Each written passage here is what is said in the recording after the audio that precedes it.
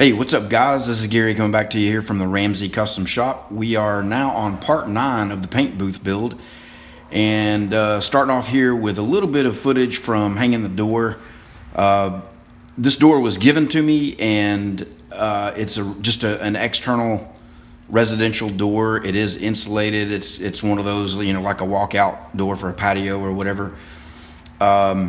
And it was used, and the threshold was kind of damaged when they pulled it out, and I didn't know if it would be a tripping hazard or not, so I'm going to come up with something different there. You can see that I removed it, but anyway, pretty straightforward. I've got the door mounted, and it was sticking a little bit, but I was able to do a little tweaking and get that to fit.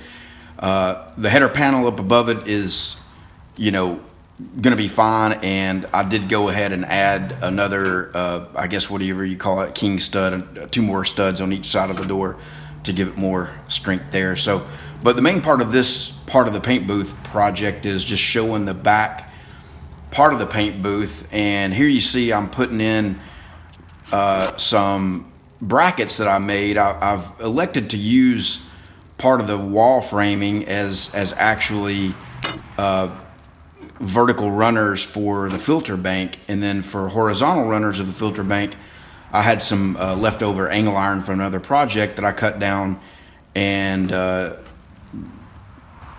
screwing it to the back side to create sort of a squared in look at receiver basically for the filters. You can see I've got 3 of the filters in there.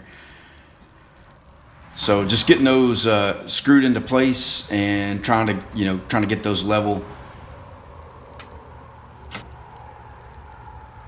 And part of the issue I had with this is that the 2x4s that I used, I mentioned this in another video, I got the cheapest ones I could get, and they were not very straight at all, and that kind of caused me a little bit of problem, but it worked out okay.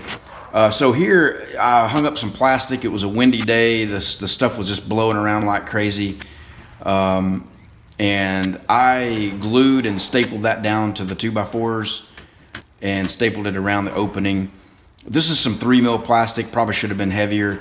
Maybe should have used house wrap, but again, my main goal here was to make this really airtight behind the wall so that no air gets pulled in around the filter bank and everything is forced through the filters. So here you see me cutting out the plastic to reveal the opening, and then here on the inside of the paint booth, I'm just using some of the leftover cut off pieces to add some nailer blocks so that the trim out on the paint booth itself could be have something to screw to. Just need a little bit more width there. Same thing going up underneath.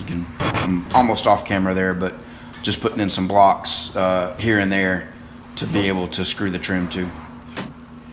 All right, so here you see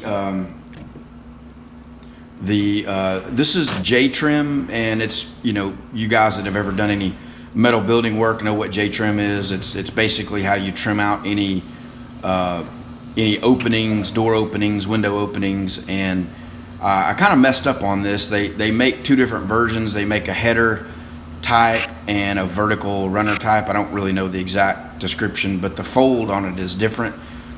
And the header side of it is meant to take the corrugations, which are 1.5 inches deep, and the side edges are not. And so I ended up getting that reversed, so I had to remake those, but I didn't really show that on camera.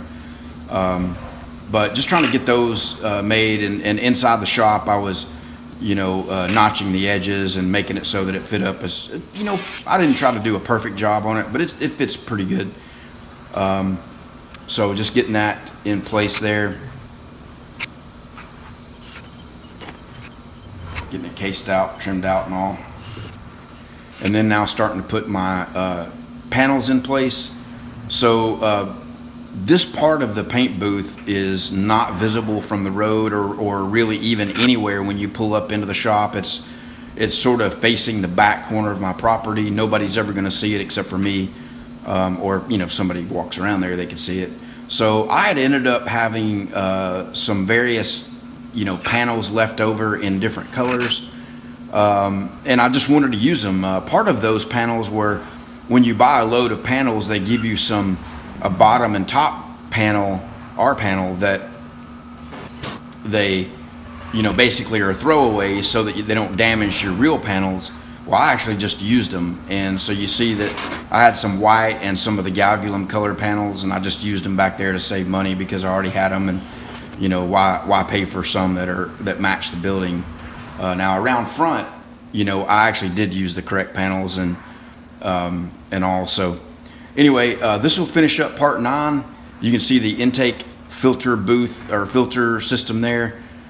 Should be plenty of intake flow for what we're doing. And if you're just now following this build, head on over to fabnation.net. You'll see a lot more discussion and a lot more videos posted over there, and I'll have a link in the description to take you over to Fab Nation. So all right guys, that's it for part 9, and we'll bring you back on part 10 in the next few days. Take care.